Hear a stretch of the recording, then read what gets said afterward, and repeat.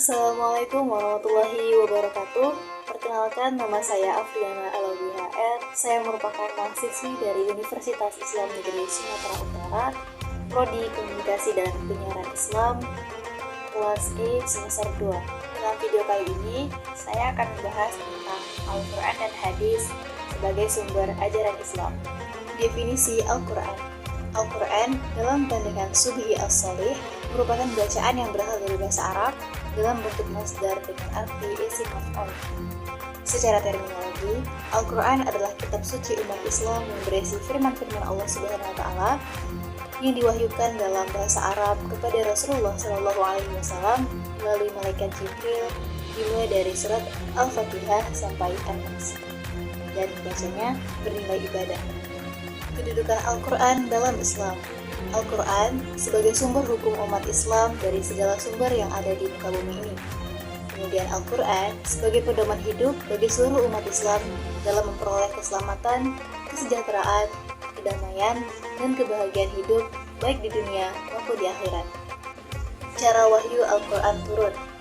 Yang pertama, malaikat Jibril menampakkan diri sebagai seorang laki-laki yang mengucapkan wahyu kepada Nabi SAW. Yang kedua, malaikat Jibril memasukkan wahyu langsung ke dalam dada Nabi SAW. Yang ketiga, malaikat Jibril menampakkan diri dalam bentuk atau wujud asli, kemudian menyampaikan wahyu kepada Nabi SAW. Dan yang keempat, wahyu datang seperti bunyi atau gemerincing lonceng. Wahyu Al-Quran tidak diturunkan sekaligus, tetapi secara bertahap dalam kurun waktu 22 tahun, 2 bulan, 22 hari. Nah, ketika kita sudah memahami Al-Quran, maka kita harus memahami sumber ajaran Islam kedua, yaitu Al-Hadis. Para ulama hadis berpendapat bahwa hadis adalah sumber berita yang datang dari Nabi Muhammad SAW dalam segala bentuk, baik berupa perkataan, perbuatan, maupun sikap atau persetujuan. Kedudukan dan isi hadis.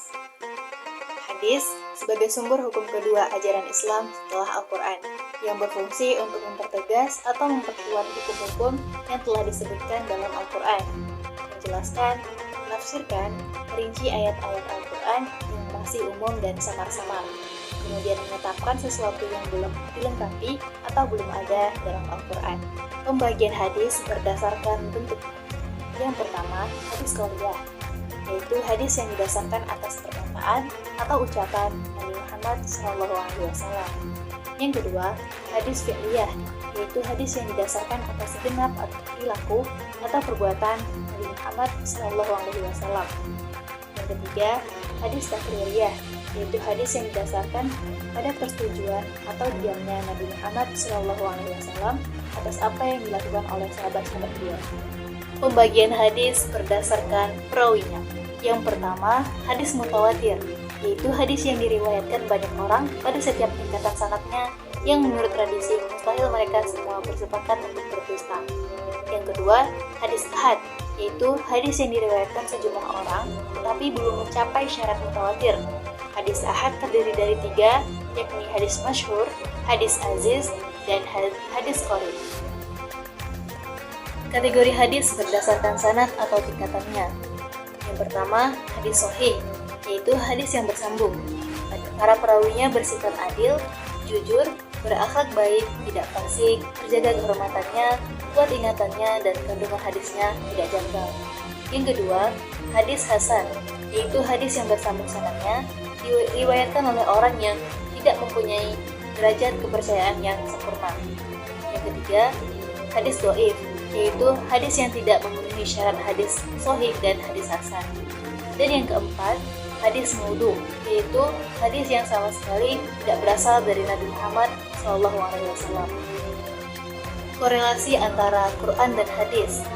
Al-Quran adalah sumber hukum pertama dan hadis sumber hukum kedua. Al-Quran dan hadis saling berkaitan dan tidak boleh dipisahkan. Kemudian, menjelaskan sesuatu, keduanya harus bersamaan. Contoh tentang haramnya memakan bangkai. Dalam Al-Quran, semua bangkai haram dimakan. Terdapat dalam Quran surah Al-Ma'idah ayat 3, yang artinya diharamkan bagi kalian memakan bangkai dan darah. Sedangkan dalam hadis, boleh memakan bangkai ikan laut, ikan tawar, dan belalang. Nah, maka dari itu, hubungan antara Al-Quran dan hadis itu tidak boleh dipisahkan, dan kita tidak boleh berpaling dari salah satunya. Allah Subhanahu wa Ta'ala berfirman dalam Quran Surah Ali Imran ayat 32, artinya, taatilah Allah dan Rasulnya. Jika kamu berpaling, maka sungguhnya Allah tidak menyukai orang-orang kafir. Allah menjelaskan banyak hal, baik masalah akidah, akhlak, ibadah, muamalah, dan lain sebagainya. Tidak mungkin semuanya dijelaskan secara operasional dalam Al-Quran. Contohnya seperti sholat, tentang contoh gerak-gerik sholat, seluk-beluk sholat, tentunya harus dijelaskan dalam hadis. Dan salah satu tugas Nabi Muhammad SAW adalah menjelaskan banyak hal tentang segala sesuatu yang belum rinci dalam Al-Quran. Cukup sekian pembahasan kita pada video kali ini. Wallahul muwaffiq ila aqwamit thoriq, fastabiqul khairat. Wassalamualaikum warahmatullahi wabarakatuh.